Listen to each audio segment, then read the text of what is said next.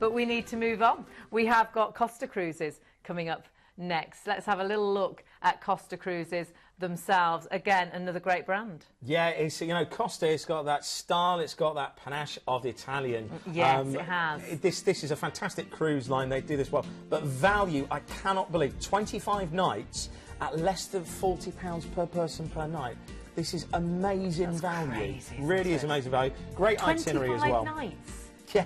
For under £1,000. And starting in Venice and ending in Fort Lauderdale over in wow. Florida. Of course, you've got all the usual facilities that you'd expect on the ship. You've got the gym facilities, the spa facilities, fantastic options when it comes to dining, and of course, entertainment. Like Glenn was saying earlier on, if you do like to mix, you know, with different cultures, then of course you've got the whole sort of melting pot of, you know, Italians, the French, everybody from the Mediterranean and yourself on board a fantastic cruise ship.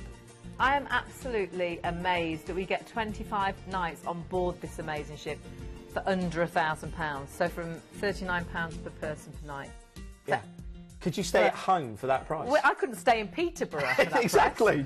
price. That's crazy. And Venice. you've got your dinner, and you've got your breakfast, and you've got your lunch, and you've got all that entertainment as well. Absolute luxury. And wait till you see where you're going, because this is, I've written wow, because this is wow. We start in Venice. Wow. Yeah. And then what happens? Well, and of course, the great thing is, apart from starting in Venice, if you want to extend your cruise, of course, book a couple of nights. Yes. Yeah.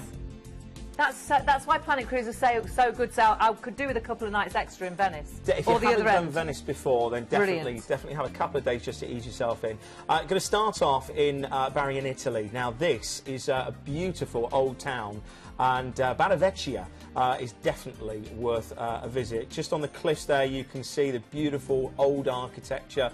This is stepping back in time. This is, you know, really going back to Italy of its old days. There's the Basilica of St. Nicholas, created in the city's patron saint, and there's loads of forts to see as well, so a lovely way to start off. Then Corfu, of course, this might be familiar to you if you've been on your holidays to Corfu before. You've got the old fortress, which is called 16th century fortress, going back to the Byzantine era as well. Then, of course, occupied by the Napoleonic times, and just developed. Really is nice to go to Belle Vista, which is one of the lookouts, really worth the walk up there.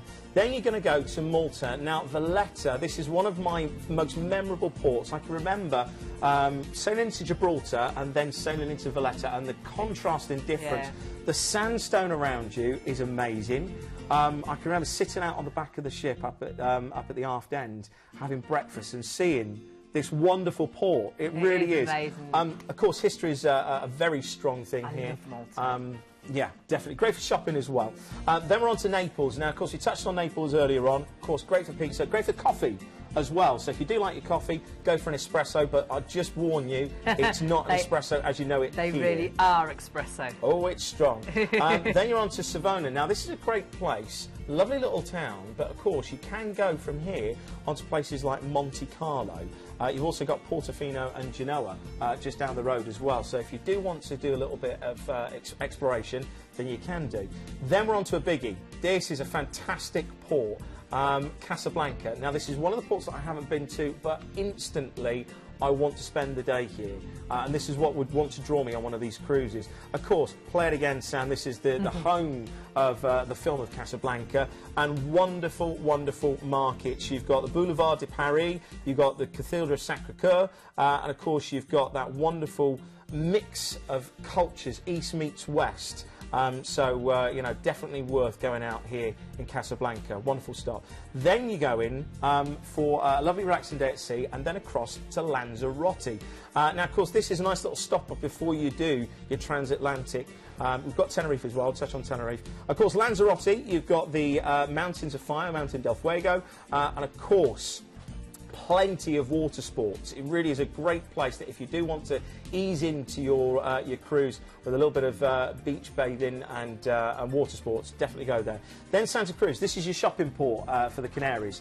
Fantastic shopping there and great little bars and cafe culture. So if you like your tapas, of course this is the Mount Teide.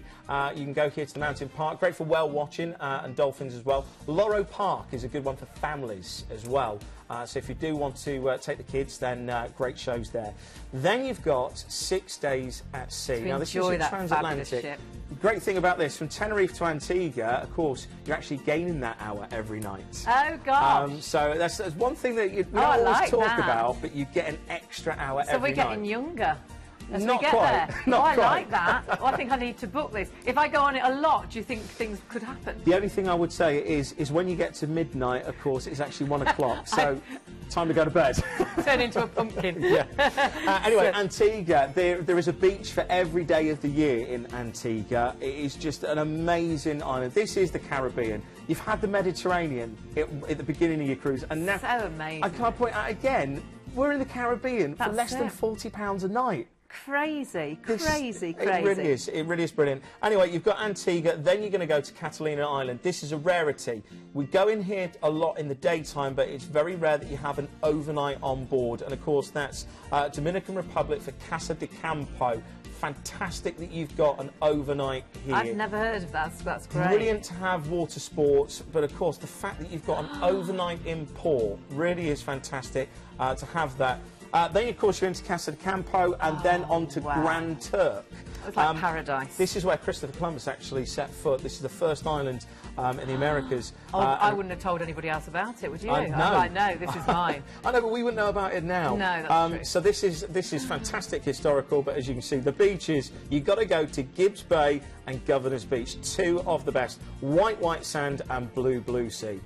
Beautiful. You've got a relaxing day at sea, back to Fort Lauderdale, and then you fly home. Look at where you are going for 25 nights under £1,000. It's actually from £39 per person per night. That, of course, is your flights, and do check flights from all UK airports. You've got a really good deal on a single as well. That's a fabulous deal at £1,169, and, of course, 24 fabulous nights on board. If this is the one for you, your ID number is 84854, and remember, a different number to normal, 0800 781 545.